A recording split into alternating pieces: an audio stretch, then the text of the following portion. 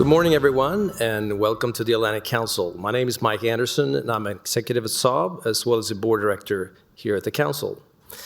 On behalf of the Atlantic Council and the Scowcroft Center for Strategy and Security and its Forward Defense Program, I'm pleased to welcome you to this special installment of an AC Front Page and Commander Series event featuring Congressman Adam Smith, ranking member of the House Armed Services Committee.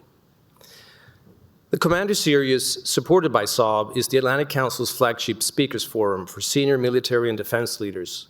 This series provides a platform to discuss current strategic issues with an impressive audience drawn from across Washington's policy community, including think tanks, media, industry, embassies, and the U.S. government. Over the past few years, the world has experienced a fast-changing security environment. Russian revisionism, threats emanating from the People's Republic of China, conflict and tensions in the Middle East, and the weaponization of emerging technologies are challenging global security. The United States and its allies must prevail despite these developments, requiring a robust and capable military force. Congressman Smith joins us at a critical time for U.S. defense policy. As the House moves forward on the 2026 National Defense Authorization Act, debates in Congress are shaping the future of U.S. defense strategy, industrial base resilience, and our ability to compete effectively in the area of strategic competition. Today's discussion will explore how Congress approaches these challenges, balancing modernization, readiness, and innovation while ensuring that the Pentagon remains prepared to deter and, if necessary, respond to threats from major powers. In this spirit, convenings such as these are integral to the Atlantic Council Scowcroft Center, which works to develop sustainable, nonpartisan strategies to address the most important security challenges facing the United States and its allies and partners. A little bit about the Commander Series. Saab and the Atlantic Council launched the Commander Series back in 2009. Our vision was to create a dedicated forum for senior national security leaders to discuss the most important security challenges, both now and in the future. The program has, over the years, become one of the Council's institutions. This series is at the vanguard of the conversation on issues of importance to the defense industrial base, government, Congress, and other key stakeholders. Saab has been very much appreciative of the critical insights that this series has provided. It is insights from these strategic conversations that has influenced Saab's decision to expand our investments in the U.S. defense industrial base by opening a new aerospace facility in Indiana for the U.S. Air Force T-7A Red Hawk program, opening an autonomous and undersea division in Rhode Island, an innovation accelerator in San Diego, and we're currently building a new advanced manufacturing facility and a center of innovation for weapons systems in Grayling, Michigan, to enhance the U.S. munition production capacity. Today, we are very excited to welcome Congressman Adam Smith to this event. Congressman Smith represents Washington's 9th District and serves as the ranking member of the House Armed Services Committee, where he has helped shape U.S. defense policy for nearly 3 decades. Throughout his tenure, he has been central to crafting the annual National Defense Authorization Act, advancing priorities in force modernization, innovation, and defense industrial base resilience. He is widely recognized for his strategic bipartisan approach to ensuring the United States maintains a credible, capable, and forward-looking defense posture amid intensifying global competition. Congressman Smith, thank you so much for being with us today. Before we get started, a few housekeeping notes. This event is public and on the record. For those joining online, you may submit your questions by visiting askac.org. We also encourage our online audience to join the conversation on X by following at AC Scowcroft by using the hashtags Forward Defense and AC Front Page. And for those who are joining us here in person, please raise your hand during our Q&A session, and a member of our staff will come with a microphone. When asking your question, please state your name and your affiliation. Now I will pass it off to Jennifer Griffin, Chief National Security Correspondent for Fox News Channel, who will moderate this fireside chat. Her decades of experience covering U.S. military leaders, global crisis, and the evolving national security landscape make her uniquely suited to guide today's conversation. Thank you again for joining us, and I will turn it over to Jennifer. Thank you. Thank you, Mike. And thank you, Congressman Smith, for being with us for this important Commander Series discussion. I'm Jennifer Griffin, Chief National Security Correspondent for Fox News. I've covered the Pentagon for 18 years, and before that I was in the Middle East for a long time. Congressman Smith, right now we're in the middle of the longest shutdown in U.S. history, 37 days. How is this impacting the Department of Defense, or should I say the Department of War? You should say the Department of Defense, because that's the law. I know that seems passé these days to care about what the law says, but under the law, it's still the Department of Defense. So it's not going to be the National War Authorization Act this year? No, we're sticking with the NDAA. So how is the shutdown impacting not only the Pentagon and operations, but also the ability to come up with the next National Defense Authorization Act?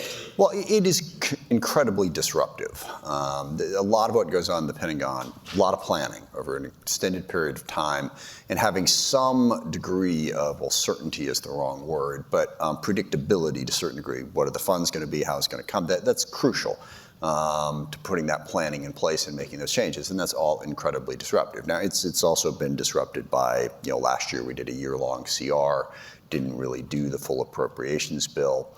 We've drifted into March routinely, which is, halfway through the fiscal year before doing appropriations bills. So that uncertainty is certainly disruptive to it. And then it goes beyond that with the shutdown. You have vendors not being paid, so a lot of contractors trying to figure out how they can sort of, use the duct tape to keep moving forward during the process, and service members, their lives are disrupted as well. We found a way to pay them a couple times, but it's still... How is it that you're legally paying them? Yeah. Well, drop the word legally, and we're paying them. And I'm not going to dive into that legal but they analysis are getting paid for the right moment. Now. Yeah, but it's incredibly disruptive and incredibly problematic. I'm also going to say it's unbelievably disruptive that for the first time in the history of this country, the United States House of Representatives has been shut down. I mean, it is unbelievable to me. And I take that, the Republicans have a different spot, Mike Johnson's in a different place, and all that's fine. But to shut down the United States House of Representatives for what, going on 7 weeks now? We've had shutdowns before. When we have shutdowns, Congress is typically in session more. Why? Because we kind of got a problem that we need to fix. And I think Republicans, everyone should be raising much more alarms and saying, Mike Johnson, get us back in session. Because we have oversight, we have other bills we can pass. We can pass bills to help mitigate the impacts of the shutdown. But to have the whole Congress out and walk away, effectively we've dissolved the United States House of Representatives, which is an incredibly autocratic, anti-democratic, anti-constitution thing to do. So that too is making it vastly worse. So bring us up to speed. Where do we actually stand in terms of the negotiations over the 2026 NDAA, the reconciliation that's supposed to take place between the Senate and the House versions? I was with a senior Pentagon official recently who said, just tell me what the top line is. Is it $914 billion? Senate added $32 billion. What is that for? What's going to be the final number? Sure, there's two separate things. The NDAA is moving forward at the pace that it normally does. I wouldn't say as it normally does. We are very well practiced in the House Armed Services Committee and the Senate Armed Services Committee that whatever the circumstances are, we know what we're doing and what we're supposed to be doing, moving towards an agreement on an authorizing bill between the House and the Senate. The House passed our version. The Senate, for the first time in quite a while, actually managed to pass their own. So we have two vehicles, and our staffs have been talking since, probably the end of August, early September, about how to reconcile that. I've had ongoing conversations with my staff. So the NDAA itself is moving forward. There's a whole lot of important issues there. The biggest one is acquisition reform. Having been critical of Mike Johnson for the way he's running the House, let me just give a big shout out to Mike Rogers for his leadership on acquisition reform. For 2 years, it has been the central focus of our committee. We've held hearings, we've brought in contractors, traditional, non-traditional. We've done field hearings out in Silicon Valley to really try to get that right. And I think we're in a good place on that, and I think we'll get there. The top line is a problem. Little known fact that as often as I tell people this, they never seem to believe me. The defense authorizing bill doesn't have much to do with the top line. That's the appropriators. They will decide that. Now, we have a top line in our bill, and there have been times in the past when we got ahead of the appropriators because we're working forward, and our top line can influence what the appropriators ultimately decide. But the appropriators are the ones that ultimately decide what the top line is. So do you know what the appropriators are saying the top line is at this point, or what are you hearing? Yeah, nobody knows. I suspect we will wind up at the president's budget level. I know that is the position of the House majority, that we can't go above that number. And that number right now is what? I forget what it is actually. It's close to $1 trillion though, right? Well, no, close. It's right. I think it's like 890 billion. 890. Which is close to $1 trillion, and then if you throw in the reconciliation money, 150 billion, 156 billion actually, then yeah, it gets up right around $1 trillion. But I agree. The fights over the top line are also disruptive to planning, and I'm big believer in the fact that it's vastly more important how you spend the money than how much money you have past a certain point. We're obsessed about $1 here, $1 there. That's why I emphasize acquisition reform. If we spent the money better, and I have a couple of quotes about, Winston Churchill said, "Gentlemen, we're out of money. Now we have to think." I always like that quote. And I also had a VC tell me one time that he has not yet seen the entity that can't have its budget cut by 10% and get better at what it does. So I wish we were a little bit more focused on that aspect of it. But yes, the top line does tend to disrupt things. I suspect it will come in at what the president presented back in May or whenever it was. So I want to get back to acquisition reform, but first, back in September, you voted against passing the rule for the 2026 NDAA. Why did you do that? What amendments concerned you? And how unusual is it for the ranking member to vote against the rule to move this forward? The rule isn't as unusual as the bill, but the rule was a problem because for the last 2 years, the House majority has taken a straightforward partisan approach to the rule. They have only put in Republican amendments. They have resisted our amendments. And they've also put in amendments that would advocate policies that are very partisan and problematic for Democrats around border. Or transgender is one of the big ones, and border stuff that we typically try to keep out of the bill. The abortion issue on the travel ban. Those things we try to keep out. And so the rule has been very, very partisan and taken us in the wrong direction on that. Because in committee, Mike Rogers and I work very closely together to try to make sure we don't throw any bombs, they don't throw any bombs, we argue, we get the bill done. So that was the reason for voting against the rule. The problem is Speaker Johnson has a group of people in his caucus who are like, if you don't do exactly what I want, I'm not going to vote with you. And he's chosen to give them whatever they want. And that's completely, again, outside of what we do in a bipartisan way on the committee. Leadership on the floor disrupts that. So let's look at some of the numbers inside the bill. How much is it costing right now to deploy the National Guard to U.S. cities? I don't know. And where is the money coming from? Yeah, well, it's coming from Hyde at the moment, as is what's going on in the Caribbean. It's coming from a variety of different accounts. So there is no fund set aside for that. It's simply coming from within the normal accounts that the various services have. It's expensive, just like it was expensive, the brief war that we had with Yemen. How much was that? Ballpark. Ballpark. Billion-ish. Missiles are expensive, it turns out. So doing that, and then also a lot of stuff that we defend when we were defending Israel from the Iranian attacks also had a cost to it. So there isn't a line item for National Guard to U.S. cities to do law enforcement? No. Well, same with the border. And gosh, it's in the hundreds of millions of dollars, so I don't know, $700-800 million. the Trump administration has taken a lot of DoD funds and applied them to the border, mostly by sending a large number of troops down to the border. Also, they are housing some illegal immigrants in various different places. Yeah, and it's a lot of money. Now, to be clear, just about every president, Democrat, Republican, has used some DoD assets down there, but the Trump administration is. And the argument that I've made to a variety of people, including Secretary Hegseth, is you're out there saying, on the one hand, the border is secure. On the other hand, we got to spend more DoD money to make the border secure. So, and I take their point that the border was not secure under the Biden administration. I don't disagree with that. But having made the policy changes that President Trump has made almost immediately in his presidency, and you've seen the numbers, I think right now we are spending too much DoD money on the border. I think DHS can handle that. And that does cut into training and readiness. Well, you have the 101st Airborne down there. You had the 10th Mountain Division. Yeah. There aren't a lot of, that is a different mission set than training for the Pacific, for instance. Yeah, it undermines readiness without question. I found it very interesting that right now, once the USS Gerald Ford gets to the Caribbean, that 24% of the U.S. Navy vessels and assets will be in the Caribbean.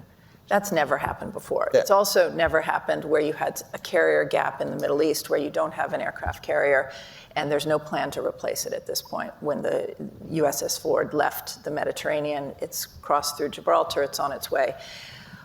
Does that concern you? Yeah, well, it gets into the fundamental question of what our national security strategy is now.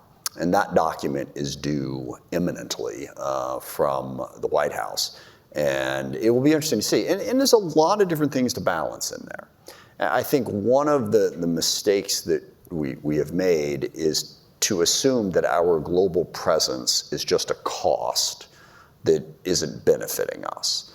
But I think that is an operating assumption of a lot of people in the Trump White House, in the NSC, and at the Department of Defense. Pete Hegseth, as he's wont to do, put it the best, Uncle Sam shouldn't be Uncle Sucker. They were out there protecting all these people and not getting anything out of it. I fundamentally reject that premise because basically, a couple things, try to do this more quickly, but why is the US present in the world? Well, as you go before World War I, World War II, and in the middle of that, our general assumption as a country is we're a growing industrial power, rest of the world, we don't want to be too involved in that. World War I, World War II taught us the lesson, or what we chose to learn from that was, if we are not engaged I like to put it to the left of bang, if you will. If we are not engaged up front, it's more likely that bad things will happen and we'll get dragged in. So at the end of World War II, that was our premise. We're going to be engaged in the world to try to keep the peace. In Europe, the whole, US in, Russia out, Germany down sort of concept. We built partnerships with Japan. We did all this stuff to build a global presence to try to keep the peace. And we really benefited from that. People seem to have forgotten that. It's like, oh, we gave all this money, we got nothing. The most powerful, biggest, however you want to categorize it, economy in the history of human civilization. Because we were in a position to take advantage of those markets. That peace and stability helped us. Small, tiny, tiny little price to pay to get Europe to stop trying to kill each other all the time. Really beneficial, all right? And now to say, yeah, we're gonna pull back. And at a time when Russia, a little bit active at the moment in a bad way. Iran has been weakened, but they're still a problem. North Korea is building as many nuclear weapons as they can. They're partnering with Russia. China is growing. We have all manner of different transnational terrorist groups that are offshoots of ISIS and Al-Qaeda to say, no, we're going to pull it back and ignore that, places us at risk. Except we're not pulling back. We're putting 24% of our Navy in the waters off of Venezuela. Sorry, pulling back from the other parts the other parts of the world. This is the troops we're pulling out of Romania. Understood. This is the shifting of all those assets. And the second part of this, to be fair, is we got some issues in the Western Hemisphere. And we do. I mentioned transnational gangs. There's a lot of them in the Western Hemisphere that are tied to narcotics. They are, and that is a problem for our national security. It's a problem for Latin America. You've got budding narco states down there that are having a harder and harder time dealing with that. We need to be engaged and involved in that. Is this the right way to do it? And we shouldn't act like the rest of the world is irrelevant to that. So are we going to war with Venezuela? I don't know, is the honest truth. Have you been briefed? Yes. Do you feel like the briefings have had the appropriate level of detail as compared to past Yesterday, briefings? we finally got the brief that we should have gotten 2 months ago. They did I think it was Gang of 16, which is House, Senate leadership, Intel, HASC, Foreign Affairs. Not all of us were there, but the 16 chairs and rankings of those 3 committees in leadership got a briefing from Secretary Rubio and Secretary Hegseth that was comprehensive.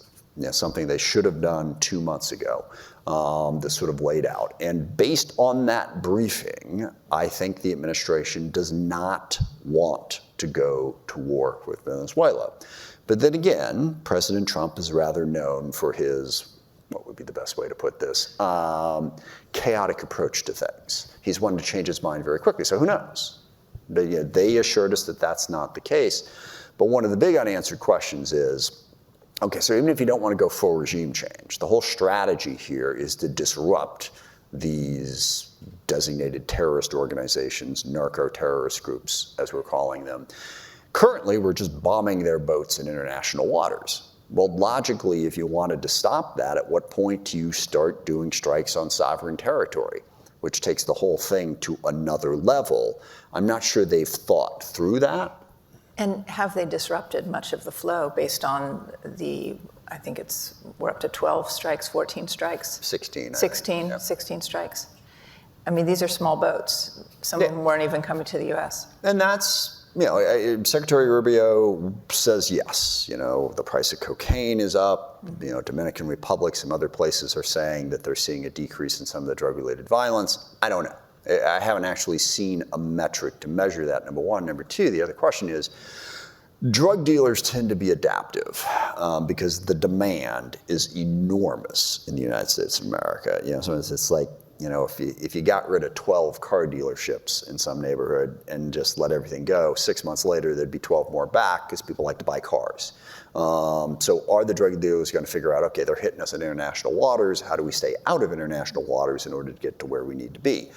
So I don't think simply committing this large number of assets, hundreds of millions, probably billions of dollars by the time it's done, to blow up some drug boats in international waters in Latin America is going to make an appreciable difference in this conflict. Based on the briefing that you got, the intelligence, are you convinced that they know who they are hitting? Do they know the names of the people on those boats? Or are they just going at a pattern of life and striking boats that move in a certain way and leave certain ports?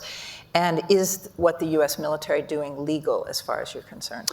On the first question, they don't know who the people are. And it's less a pattern of life than, it's the pattern of life of the boat, not so much the individuals involved. And the other thing that's been missing in all of this, and is still missing, is an adequate intel brief. Tulsi Gabbard still exists, right? She's still out there somewhere. I haven't seen her in forever, okay? So the intel side is a complete blank. They have not briefed House or Senate Intelligence Committees on where's this intel? How do they know that these are the 24 gangs that are most important? How do they know that these are the boats that are important? But what they're doing is they're using their intel to say there's drugs on that boat. And I think, by and large, the humans they just happen to be there. I don't think they're tracking like the leadership. They're tracking the shipment methods, and that's what they're hitting. As far as whether or not it's legal or not, it seems very problematic to me that we have decided that drug dealing will now have the death penalty attached to it, and that President Trump gets to be judge, jury, and executioner, that there's no process whatsoever. On the other hand, the United States of America has a rich history of presidents using the United States military in a variety of different ways without congressional approval and without any sort of clear authority to do so. Now, you'd have to walk through Grenada and Panama and Libya, and there's differences in all of those. I have, based on some of the stuff that I've read and seen, I have said that these strikes were illegal. I still stand by that. but I'm going to have to do a little bit more legal research in order to be 100% sure of that statement. There's certainly bad policy in my view. Let's talk about acquisition reform. What is in the NDAA 2026 fiscal year that is different from the past? And how do you avoid, if you're going to cut through the red tape and the bureaucracy that has been acquisition in the past, and you're going to help boost tech startups and others who can race, as we've seen in Ukraine, can move faster and adapt faster, how do you avoid cronyism, a pay-to-play situation? By moving so fast, how do you balance corruption with actually cutting the red tape? Well, it's a key point, because you analyze it exactly right. What you're doing is what we do in all aspects of life, is we're balancing risk. I think there's this myth where I get everything and there's no downside. That happens occasionally, but very, very rarely in life. So the risk that we are trying to balance, you correctly identified.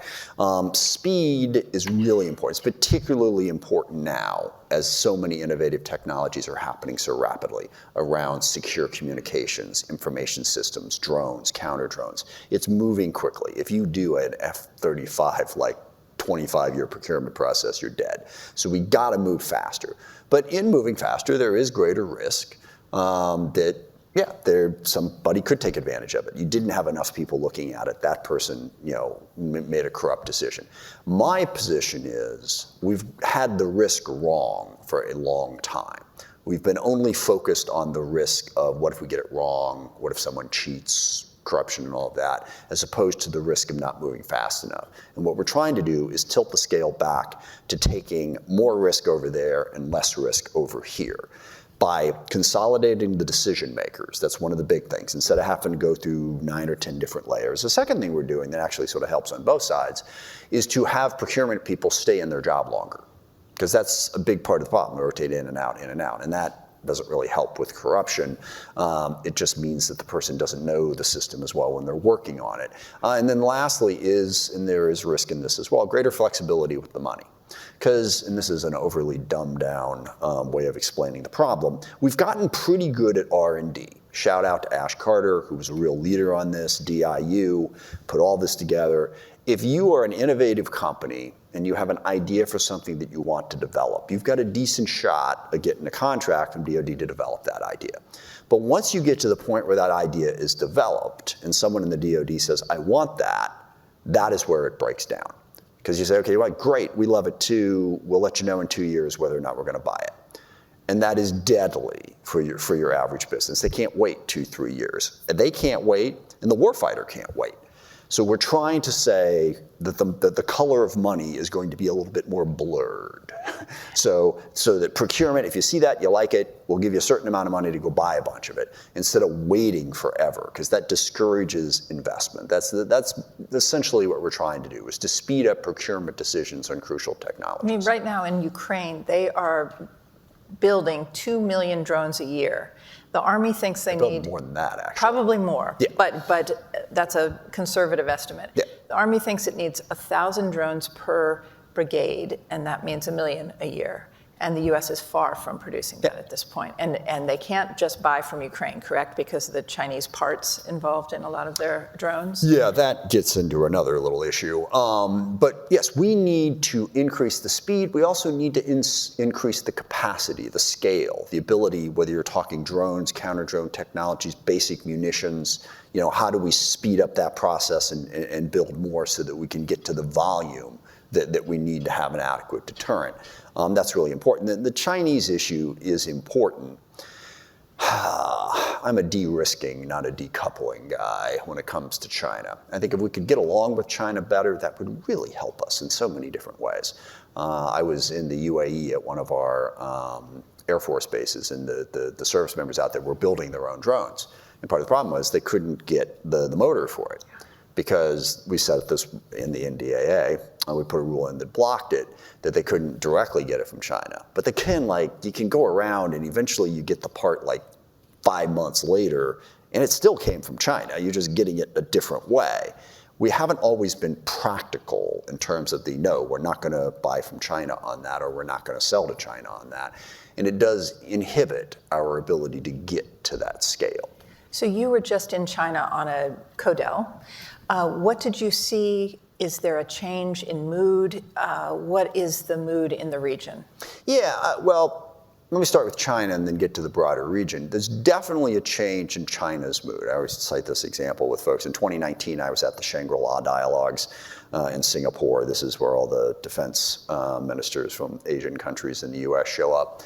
And the Chinese defense minister gave a speech that was like Khrushchev pounding his shoe on the desk. We will bury you. You are awful, terrible, horrible people. And that's kind of been a bit of a theme from China over the course of the last, 7, 8 years. The whole late stage capitalism, Marxist, Leninist garbage about how the US is going away and will be next. In the last couple of years, I think humbled might be too strong a word, but they've run into some problems. They got a real estate bubble. They can't get the youth employed. They're manufacturing so much that they don't have enough consumers. And so I think they are willing to now have a slightly more open conversation. So they were vastly more welcoming. I've had a couple of good dinners with the Chinese ambassador to the US prior to the trip, and we argue about a lot of different things. But I think there is more of a willingness on the Chinese side. I think you saw that in President Xi's meeting with President Trump, to at least have a conversation. Please, I'm not being Pollyannish or naive about it, a long way to go, but it's not as, we're taking you down as it used to be. So I think there's an opening to that conversation, very welcoming. Now, we got issues, trade, their claim on the sovereign territory of, 7, 8, 9 different countries in their region that's very disruptive, Spratly Islands, Taiwan. We got things to resolve, but I think there is now at least a possibility that maybe we'll talk to each other and recognize the fundamental fact they're not going anywhere, we're not going anywhere. We're the two most powerful nations in the world would be a better place if we could figure out how to coexist. But do you think it's authentic, or do you think that they are playing a game right now where they look like they are not making a move on Taiwan, for instance, or not building up their military, even though they are? Is it designed to take us sort of off? Because things had gotten quite aggressive in the last few years in terms of the rhetoric, as you said, and in terms of focusing on their military buildup. Do you really feel that they have changed, or are they trying a different tack with this administration? I think there's a bit of a divide within the Chinese government. I think there are some who genuinely, yes, I think it's sincere on their part. I think they genuinely want to tone down the confrontation a little bit because they want to get to a better place. And I think there's others that may see it as a Trojan horse sort of thing. It's not a monolithic opinion within the Chinese government. I guess the key question that would be, how does President Xi view it? And I don't know. I do think that at least a good chunk of it is a genuine desire to calm tensions. Do you think Taiwan is more safe or less safe now? Than when? Than, let's say, a year ago, 2 years ago? I think it's about the same. Mm-hmm. And, the challenge in Taiwan is the policy is relatively simple. One China, no military invasion, no independence. Can we all just agree on that and relax? No, we can't. And China is very focused on the fact that we are, two things. One, that we're arming Taiwan. Now, I did point out to them, if you would stop surrounding them periodically, looking like you're going to invade them, then maybe we could have a conversation about that. But part of our policy on Taiwan is to make sure that Taiwan can defend itself against a potential Chinese invasion. And that's just as much a part of our policy as the one China thing. So that's a pretty big problem in terms of getting them to chill out on that part. The second thing that they're worried about is, and sorry, I forget the name of the party in charge in Taiwan, it's the party that tends to mumble about independence a little bit more. And so they take the position that Taiwan is bound and determined to become independent and we can't have that. I don't think Taiwan is. I don't see the evidence that Taiwan is looking to be an independent nation and directly challenge China. I think China sort of plays that up as a justification for their more aggressive behavior. Did they tell you on this visit that they don't plan to use their military to invade Taiwan? I mean, were they that specific?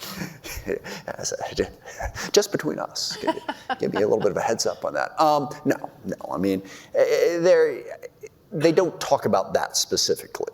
They talk about the fact that Taiwan is part of China. Independence would be horrible for them.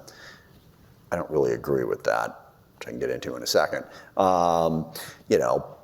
But they maintain the public posture that they do not plan to do that unless Taiwan takes substantial steps towards independence. Now, and this is part of the overarching problem with China. There's the opening and the opportunity that I discussed about earlier, but also in addition to some in China wanting to replace us, which is not going to happen and not a useful thing to pursue, their sovereign claims that I mentioned. And it's the whole 100 years of humiliation thing.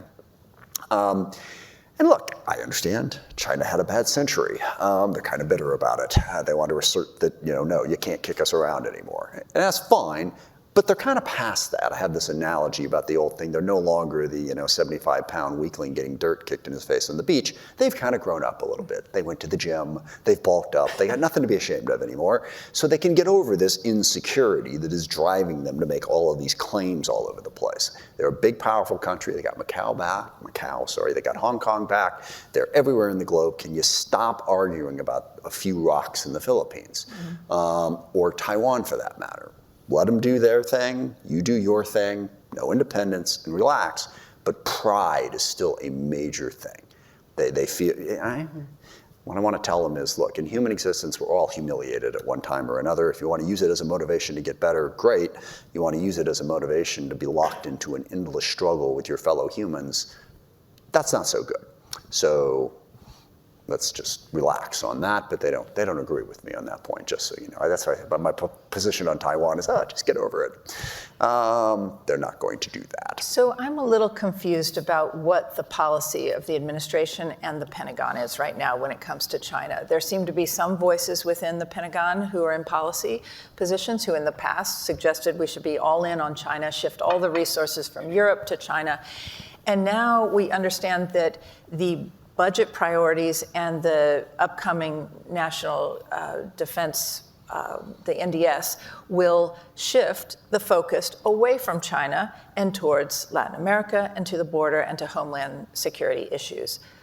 What is happening? What's the truth? How surprised are you by this new NDS that we expect to see? And what impact does it have on this NDAA? Well, it's a confusing little swirl and mix of opinions. Because keep in mind, in the United States of America, we have two parties, Democrat and Republican. The idea that we only have two sets of ideas, completely wrong. So either way, whichever party's in charge, there's conflict, different opinions, different objectives, different goals within that group, all sort of battling each other for primacy. And within the Trump world, it's a little weirder than even normal for a bunch of different reasons, but you've got a bunch of different camps that have different feelings. One of the dominant is the America First thing, which is, forget about the rest of the world, it's about us. So any sort of engagement in Asia is completely off that message. And then you had, during the first term, the, sort of desire to sort of make China as a useful enemy. I'm going to be tough on China. They're weak on China. You can't trust them. And that's part of this sort of traditional, the whole world is about strength. And, they only understand strength. That's the only thing you can do. Segue, but do you realize, sidebar, I should say, if that's your look at the world, then we're going to be fighting each other all the time. The strength is the only tool you got to play, then that's going to accelerate. There's other things that we can do, but I think that's part of it. Then you've got the part that's very focused on immigration, that wants to stay in the Western Hemisphere. And then you do still have people in the old school of China being the pacing threat that we need to deal with. And all of those different pieces are swirling around as they're getting ready to crank out the national security strategy. And I think it's up in the air which piece of that is going to emerge as a dominant theme. And I think lastly, Trump wants to make deals, and he wants to make a deal with Xi, so he wants to be more engaged in that regard. And it's at this point, it's not clear which set of ideas is going to emerge as the dominant policy within the Trump administration. When you look at the Senate version of the NDAA, there were 17 standalone amendments. Are any of those left in the version that's being reconciled? Are any of the, what are some of the more interesting amendments? And many were shot down, is my understanding. Sure. We have a saying around the defense bill, nothing is decided until everything is decided. So, yeah, I mean, some decisions have been made, some things have been pushed aside and gotten there, but A, I'm not at liberty to discuss that at the moment until we get to a final agreement. And B, you never know. As you're trying to work through something, you decide, okay, we really, really need this, but to get this, we got to get this person's buy-off, and oh yeah, they want that we decided to kill, so we'll do a little mouth-to-mouth resuscitation here, pull that back up, put it as part of the deal. So that hasn't been officially decided. I will say, I think we're making progress. I don't see any sort of big show-stopping issues unless we get sucked under by the top-line debate, which again, I work mightily to say, hey, not our thing, appropriators, you work it out. And then the only question is, what does leadership in the House do? Do they try to insert themselves and insist on certain partisan priorities going into the bill? I always pray during the course of the NDAA negotiations that leadership is maximally distracted by a whole bunch of other things and they just leave us alone to do the deal, get it done, and move forward. But by the end of this month, we should have a deal amongst HASC and SASC, and we'll see who wants to try and screw it up. And we'll try to fight them off as that happens. Is there money for nuclear testing, new nuclear testing, or is this just a negotiation ploy, a bluff, if you will? As soon as Donald Trump tells us what he thinks nuclear testing means, this will be a much more interesting conversation. So no, there's no money specifically set aside that. And keep in mind, for those people who are a lot smarter than I am and understand this nuclear stuff, that we do sort of test it in the sense there's all these computer models, how's the uranium doing? Again, way over my head. But we haven't just put our nuclear arsenal out there since we stopped testing in 91 or 92 and said, God, hope it works. There is a process to technologically check it without having to blow things up and spread nuclear waste all over the place. That is ongoing and has always been part of what NNSA is responsible for. What impact do you think the removal of the 30 or so traditional Pentagon press corps from the Pentagon has had in terms of explaining to the American people why they might need a $1 trillion defense budget or the other things that are going on? And do you think the NDAA might be a place to protect the Pentagon press corps and put them back into the building? Yeah, I have a very deep and abiding concern about the way President Trump and Secretary Hegseth have handled the Department of Defense. I think they have undermined the effectiveness and the credibility of that department by turning it into an autocratic partisan exercise. It's the reason democracy is important is because it is very rare that one person knows everything. And they don't believe me on that. I have never seen a Pentagon so interested in ending transparency as Secretary Hegseth and emphasizing loyalty. And if you talk to service members within the military, regardless of where they're at on the political spectrum, they are deeply concerned. Because with all the people that, and I'll get to the press in a second, but with all the people that they've fired, and they've fired, Laura Loomer shows up in the White House, with a Facebook post and you get fired. How does that impact doing your job? Because a huge part of what the military does is the civilians make the decision. And we get that, and that's fine. We're going to give them our best opinion about where we're at and about what's going to do. That's the way it's supposed to work. They are less and less doing that right now because the people who do are getting fired. Very early on, we had an intelligence, this is more on the intel side, intelligence assessment that Venezuelan gang wasn't actually what the Trump administration said it was based on their intel. They got fired, and they got someone else who gave them the answer that they wanted to hear. This undermines the credibility of our military, and then also the people who are left either are complete sycophants or they're smart enough people know, I like my career, You know, I want to keep working on it. It's important to me. And I know that what this White House and this Secretary of Defense wants from me is they want the answers that they want. So I'm going to give them that. And that's going to undermine the credibility and the ability. And when you have an autocratic approach to that, democracy is important for a reason, because it gets you to the better answer. Look at the Russian military. Russian military, utter and complete disaster, because it's all top down and they don't trust anybody. They don't have the NCOs. And so, I mean, they're just suffering abysmal losses in a war against an enemy that they should never have had a problem with. I'm worried that we're heading that way. And then the transparency part of it. Oversight is important. That's how you hold people accountable. You know, Congress is gone, out, done. You know, we're not even in session, so we're not doing oversight. Hegseth and the Pentagon are saying, don't talk to Congress. And by the way, they're living up to that. They're not talking to us, Republican and Democrat, so no oversight there. And then the press corps. I mean, you could be there. All you have to do is just write stories that are pre-approved by the Pentagon. I don't see the problem.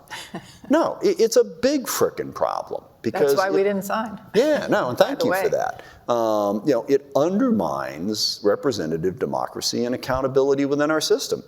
And it is absolutely totalitarian and authoritarian approach to government. You know, we're in charge, shut up, leave us alone, and make those decisions. That's not what America is supposed to be. And I think it does reduce accountability, and it reduces the effectiveness of the Department of Defense. Well, let's go to some questions. Now, in the room, if you have questions, we'll bring a mic to you, but I'll start online because we have some great ones here. I'll start with Lee Allen. Here we go. Let's see. Is that popping up? Lee Allen says, in September, news broke that European security assistance programs such as the Baltic Security Initiative would no longer be executed by DoD. Will this program be executed in the fiscal year 26 NDAA if the program is both authorized and appropriated? One of the fights we're going to have, one of the things I left out about the NDAA discussion, so it's good that there are a couple of policies there where there's bipartisan agreement in Congress on a position that is contrary to the administration. How does that play out? And this is a big one. The troops in Romania, troop drawdowns in Europe, the Baltic Security Initiative. There's bipartisan, bicameral support on HASC and SASC to maintain our presence in Europe and defend them. And to the degree to which the Trump administration is undermining that, we're pushing back on it. How that plays out, I couldn't say. But I think it is, again, back to the other long answer I gave about why the rest of the world matters to us. If Russia is able to take Ukraine and threaten their neighbors, it undermines our security interests in the long term. Yeah, an ounce of prevention is worth a pound of cure. And if we can maintain that deterrent presence there, and if any of you have been to Romania, the Baltics, Poland, you know, they want a lot of things, but the one thing they want more than anything is us. They want us to be present because they see it as the most effective deterrent. They don't believe Russia wants to come in and kill a bunch of US troops. So a little bit of presence can give us a maximum amount of deterrence.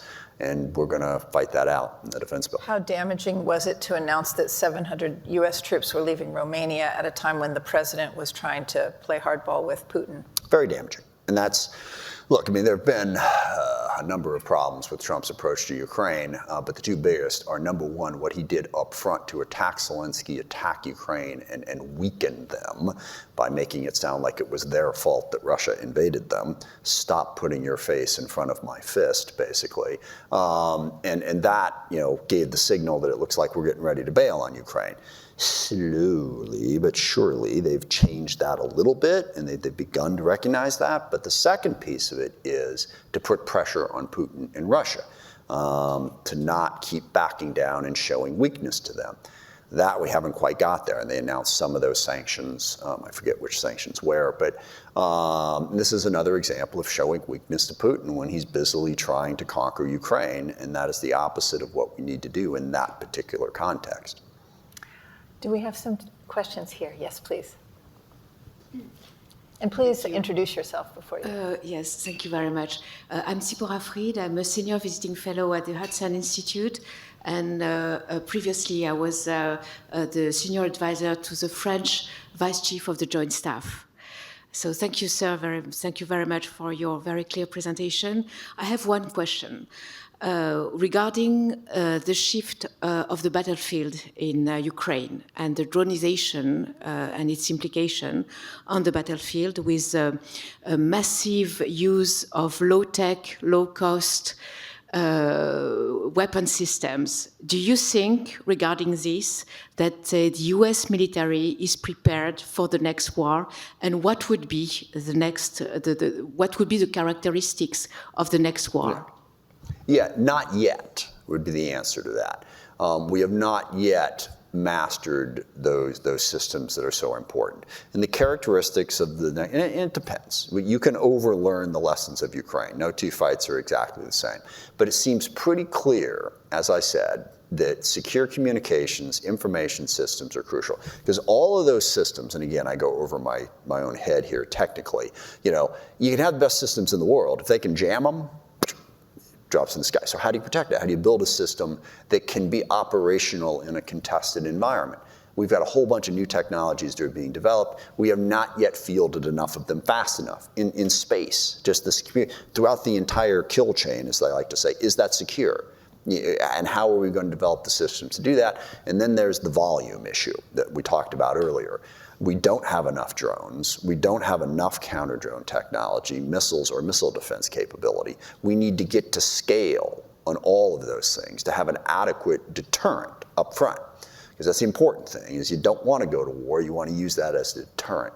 So we're not there yet. I would say, acquisition reform is connected to this, but acquisition reform and then getting to scale, being able to build more of the systems that we need. And there's all kinds of different pieces to that. But we need to get private industry to believe that it's worth their money to make the investment in building the new factories and building the new capabilities, because the demand signal, as they love to say, will be there. Did the replicator effort bear fruit, or did it fail, and why did it fail? I think it helped. Yeah. It wasn't perfect. It was, sort of a beta test, if you will, prototype early. This was to build massive amounts of drones. Build a lot more drones. I think it was a good idea. And we learned some lessons about what works, what doesn't work. And we'll do better going forward. But I think the idea behind it helped. Mm-hmm. Other questions here in the audience? Yes, please. We'll start at the back. Good morning, Ta-Hong Chen, visiting fellow from CSIS from Taiwan. First of all, congrats, thank you for your long-term support for Taiwan. So I have two questions. First of all, for the NDAA 2026, I know this is the first time that the Congress decided to use a stronger language on supporting Taiwan or advocating for Taiwan to participate in RIMPAC, Ring of Pacific exercise, and also require DoD to provide a justification if it cannot be implemented. I think the first question would be why choose RIMPAC? It's a biannual exercise that also draws a lot of political attention. There are many, other exercise, multilateral exercise that conduct annually, and that may serve more practical purposes.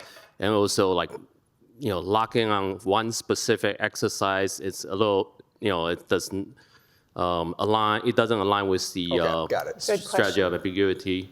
And then the second question would be, in part of the NDAA, also advocate for starting a joint program on co-production, co-development on UAS, counter-UAS capabilities. However, is there other aspect that in the defense industry that can also involve in? Okay, good question. The co-production part, and that fits into both the themes of helping Taiwan be able to defend itself, and also of our need to expand our production capacity. And I don't think I made this point just yet about the importance of partners and allies in getting there. It's not just going to be the U.S. that's going to get there. We've got, as a 53-nation coalition that's helping Ukraine, they have a lot of production capacity in a whole bunch of different areas. So working with Taiwan, good for Taiwan, good for us, good for production capacity. I don't honestly know the answer to the first question, why we picked that particular exercise. I certainly think that a part of it is to try to build an alliance and to show China that it's not just Taiwan, it's not just the U.S., but there are other nations that are also going to be there to help Taiwan defend itself. So don't don't attack. And I don't know the details of what other exercises might be available, but I think that one was picked because it's got a lot of a lot of countries involved in it, and it shows that strength and it's the largest and most complicated, perhaps. Yeah. We have another question here, please.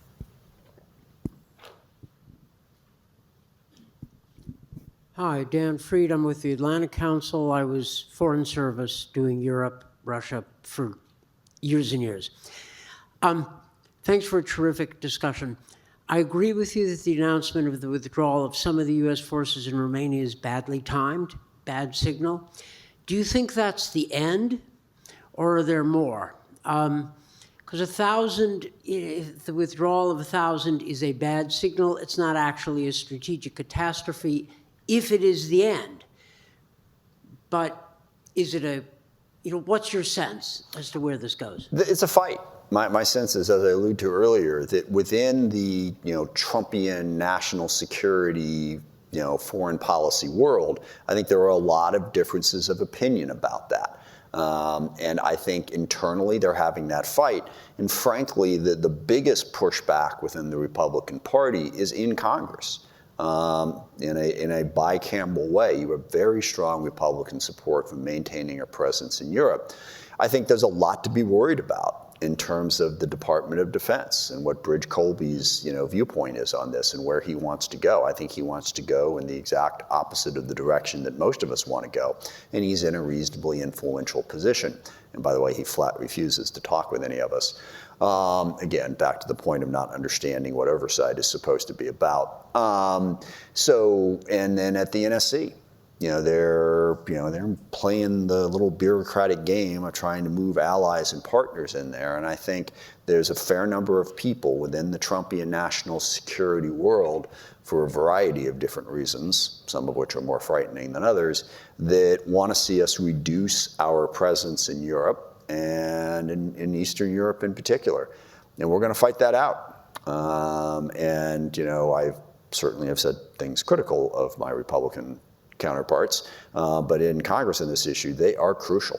So buck them up, work with them to keep fighting for this, because I think they've done a pretty good job thus far, but it's going to be a battle. Do you think the president was blindsided by that decision? Sometimes it seems like he's not told. Apparently he doesn't even know who he pardons. And he wants to get all over Biden about using the auto pen. Who the hell knows? I mean, in an average press conference, Trump, I don't know. I don't know what he knows and what he doesn't know. It's kind of hard to tell. Another question here in the audience? If not, I'll go to one more online. We have, it looks like Kevin Cutright. Let's see here, this is, does it pop up? Yes. Representative Smith, are you satisfied with the safeguards in place to responsibly employ advanced AI in national security applications, or do you think additional safeguards are needed? No, I am not satisfied. I am worried about AI. Now, I'm not paranoid about it. For the most part, I see AI, I like to solve problems. That's the way I look at the world. And I think AI is an enormously important tool to help solve problems, all manner of different problems, certainly in the defense world. I do not, however, trust the tech companies who are using it. And I think we do need some guardrails, some idea of, how are we going to maintain safety of the systems? What does it mean? What are the implications? I don't think that we've dove into that question in the depth that is necessary. And we certainly saw with the rise of social media and that just out of control world that, where we just basically trusted the tech companies, and they made it very clear that they do not have our best interests at heart. They simply want to make as much money as they possibly can. I think the dangers are even greater with AI technology. I don't have the answer. I don't have a bill to point you to, here's how we should legislate it. But no, we have not done an adequate job to date of figuring that out. And I think we need to do a lot more work to get there. So we have about a minute left. I want to give you the last word and ask you, in a nutshell, what makes this NDAA different from past ones? Acquisition reform. I mean, that is the big swing that we're taking here. There's a whole bunch of other different little policies that are going to come out of this that I think are important. But we have a real opportunity to do comprehensive acquisition reform. And that it's an amorphous thing, because you got sort of three legs to the stool of getting there. One is certainly the Pentagon and how they do business, and changing that legislatively, changing the culture, getting them outside of a process mentality and towards a problem-solving mentality is important. We can help legislate that. You know, defense contractors, we got to get more people involved so that there's less vendor lock, so that they do a less good job of sort of rigging the requirements process, so there's less competition. And then Congress, we have to be okay with allowing some failures. I forget, someone asked, I think asked a question earlier about, whether or not we're okay with failure, basically. And we have to be willing to take that risk, because Congress wants to legislate every last penny to make sure nothing goes wrong. And then if something does go wrong, we want to drag people in front of us and say, how dare you do this? We'll never let this happen again. We got to let go of a little bit of that power. But acquisition reform is the big thing that this NDAA, I don't see any wood around here, but knock on wood, if we get that done, I think it'll make a profound difference in our national security. And to end on a bipartisan note, anything that the administration is doing particularly well when it comes to defense and national security that you'd like to call out? Sure, I think their willingness to talk, to negotiate, as I think I said earlier. Sorry, I've done a lot of these in the last 2 days, so I forget what I've said here and what I might have said elsewhere. They'll negotiate with anybody but Democrats. But I think it's good that President Trump wants to talk to Xi. It's good that he wants to talk to Putin, though you don't have to roll out the red carpet for him. You can talk to people in a forceful way. I think the instinct to try and cut deals and take down the temperature globally is positive.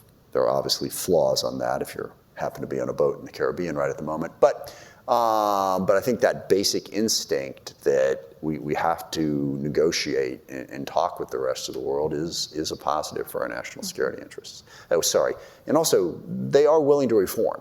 The Doge thing really upset me, because there was potential there. I mean, when you look at how Elon Musk ran SpaceX, in which, he said, I love the quote, assume that any requirement is stupid until proven otherwise. Love that, okay?